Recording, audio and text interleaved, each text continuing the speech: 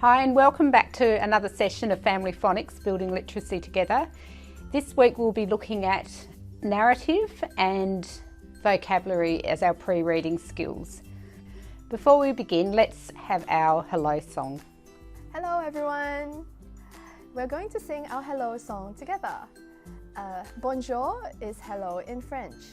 So today, let's sing our hello song with bonjour. We ready?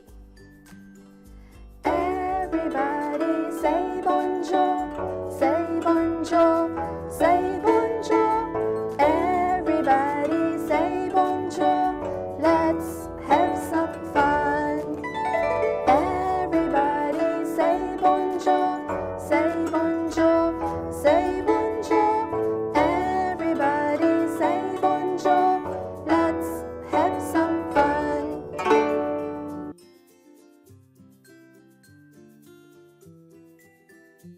So let's have a look at narrative skills. Narrative is the ability to describe events and things and to retell stories, and it's also the ability to understand stories. You can help to develop your child's narrative skills by asking them open-ended questions. So asking them who, what, when, where and why, questions like that. And you can also get them, when you're reading to them, you could ask them what they think the story may be about, get them to predict or guess what's going to happen in the story, so what's behind in the blue crate. And at the end of the story you can also get them to retell the story in their own words, and that shows that they have an understanding of what the story was about, which is really important, and it also is building their vocabulary, which we're going to talk about in a minute. So you can get them to have a look at the cover of any book that you may be reading, get them to pick out the letters, get them to have a look at the picture if there's a picture on the front and try to guess what the story may be about.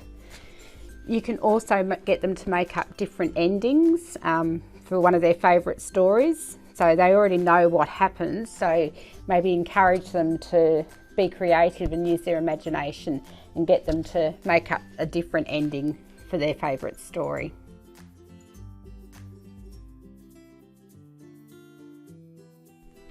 So now we're going to look at vocabulary and oral language. So basically vocabulary is knowing the names of things, emotions and concepts, and also knowing the meanings of words and connecting them to their world. So in a book like Dear Zoo, we'll have lots of opportunities for learning different vocabulary. So using words such as fragile, it's really important to stop and talk to your child about what that word may mean, because it's certainly a word that they may not have seen before, and you can explain to them that it means it's very easily broken, so you have to be careful with it. So that just brings in that deeper level of thinking for your child and understanding about why we have to be careful with this particular crate. There are also other ideas in this book as well. So we have looking at the concepts of emotions. So we have our grumpy camel here. So you can get them to do their grumpy face and talk about other emotions that the camel could be. So he could be happy, he could be sad, he could be surprised or excited. So you can introduce those different emotions as well while you're reading the story. It's important when you're helping to encourage your child's narrative skills that you choose age-appropriate books so that they can easily understand what's happening in the story. With Dear Zoo, it's a great book from 0 to 5 years, because you can get the little board books for the younger, really young readers, and then as they grow older you can start introducing these different concepts. So you can then start focusing on like animal noises, and then as they get that bit older they can start to understand different concepts behind the books. Other ways to encourage vocabulary are to read together from daily life, like reading street signs or the back of food packets or the cereal boxes. Read a book together, talk about the words they may not know. And as they get a bit older, you could borrow a visual, like a picture dictionary from the library, or you could purchase one, and that's really a good way of getting them to associate the word with the picture on the page as well. Other things that you can do is to relate the real world to the book. So you could ask them things like, what's your favourite animal, or do you have a pet? You could ask them things like that. Also, with the face-to-face interactions in the younger children, so we have our monkey here peering over the top, so you could introduce the concept of peekaboo and things like that, just to get that face-to-face bonding with the younger child.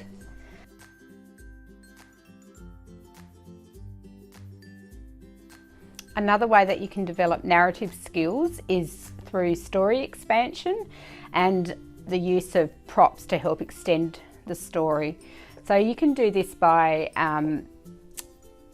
telling stories in different ways. So you don't need to have the physical book in front of you. You could use puppets. You could make something out of a craft session and turn that into a story, and using any recycled materials around the home.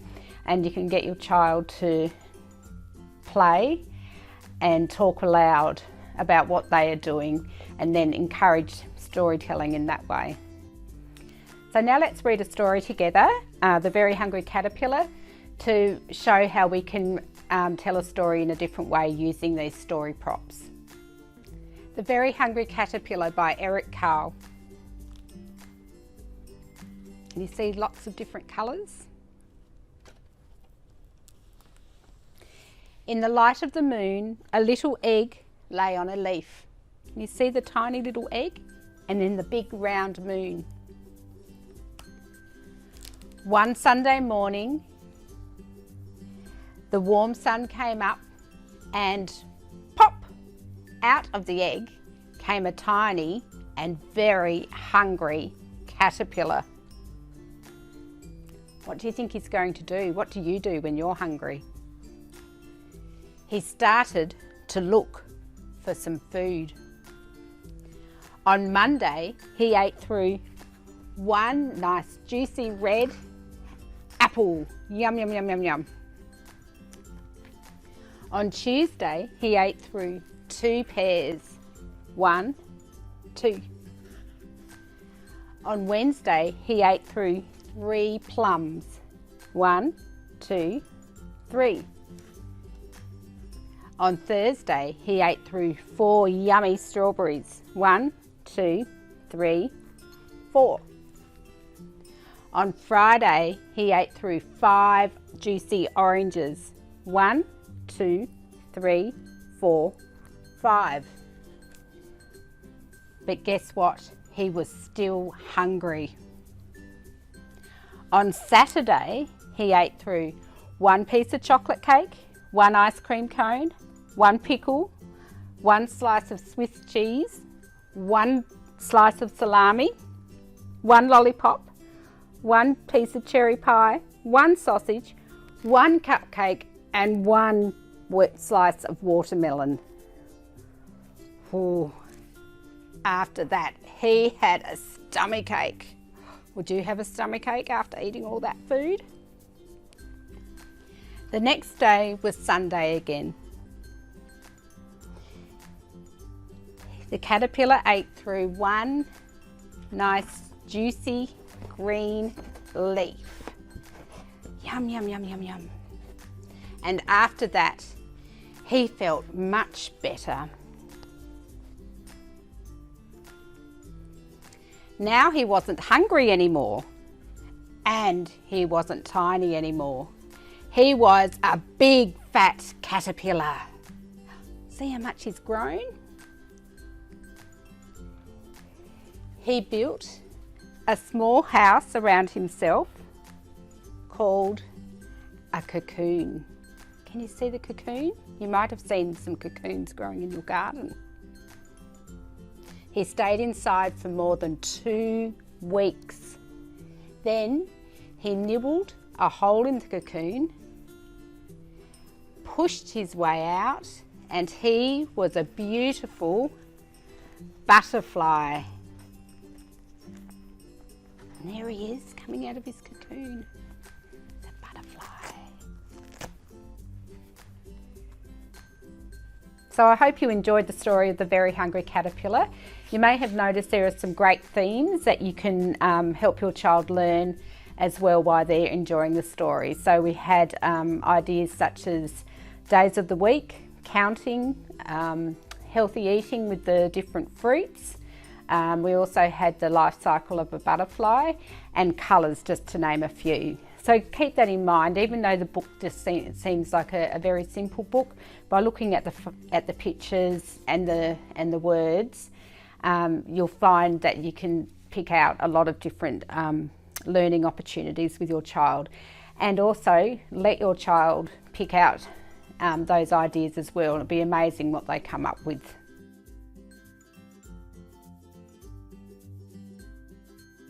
So we can use our single sound phonics to build on our literacy skills as well.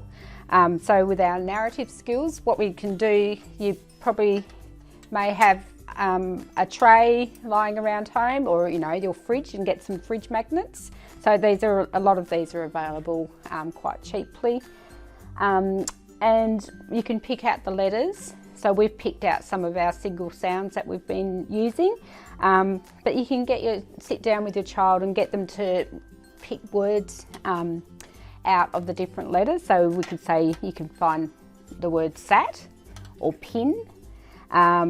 Then we could move some letters around, and we could make pit. We could turn them around again and make tip. And that's also putting emphasis on those phonetic sounds that we have here as well. So now we're going to go back over to Zhao, and she's going to sing some more of our single sound phonics for you. Now we're going to be doing letter P. P makes the sound P. P for purple and P for Peppa Pig. So now we're going to be doing this song where we're going to be puffing out candles. So if you're at home, you can pick up a candle and do this song together with me. So it goes. Puff out the candles on the pink pig cake. Puff, puff, puff. Puff, puff, puff. Puff out the candles on the pink pig cake. Puff, puff, puff. Puff out the candles on the pink pig cake. Puff, puff, puff. Puff, puff, puff. Puff out the candles on the pink pig cake. Puff, puff, puff. Good job! And we can also do I'm a little teapot. So together, if you have a little teapot at home, we can do the song together, or we can do it with actions. So we ready? I'm a little teapot, short and stout. Here is my handle, here is my spout. When I get all steamed up, hear me shout. Tip me over and pour me out. Now we're going to be doing letter E. E makes the sound E, like an egg. And here, I've got an egg in my hand. And if you have one at home too, you can pick it up. And with my other hand, it's a pen. So we're going to do this song, Eggs in the Pen. Eggs in the pen, eh, eh, eh. Eggs in the pen, eh, eh, eh. Eggs in the pen, eh, eh, eh. Crack the egg like this. And we give it a shake, and we crack our egg, and we can cook our egg. There we go. Now we're going to be doing letter T. T makes the sound T. T for train and T for tennis. So now we're going to imagine ourselves watching a tennis game where the ball is going back and forth. And we're going to sing the song. When I watch the tennis game, tut tut tut, tut tut tut. When I watch the tennis game, my head goes back and forth. When I watch the tennis game, tut tut tut, tut tut tut. When I watch the tennis game, my head goes back and forth. Thanks, Zhao. So you may have seen in Zhao's songs that she was using some props while she was singing her nursery rhymes.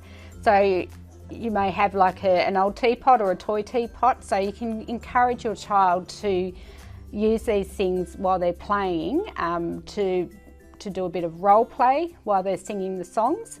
We also had the candle, so they can practice blowing out the candle as well.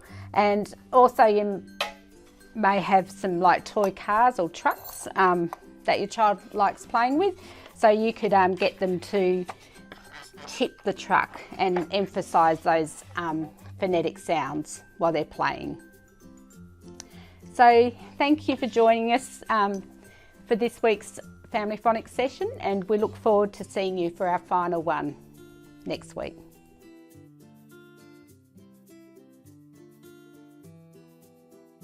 Hope you enjoyed our session today. So we're going to say goodbye for now with If You're Happy and You Know It. If you're happy and you know it, clap your hands. If you're happy and you know it, clap your hands. If you're happy and you know it and you really want to show it. If you're happy and you know it, clap your hands. If you're happy and you know it, stomp your feet. If you're happy and you know it, stomp your feet. If you're happy and you know it and you really want to show it. If you're happy and you know it, stomp your feet. If you're happy and you know it, say goodbye, goodbye. If you're happy and you know it, say goodbye, goodbye. If you're happy and you know it and you really want to show it. If you're happy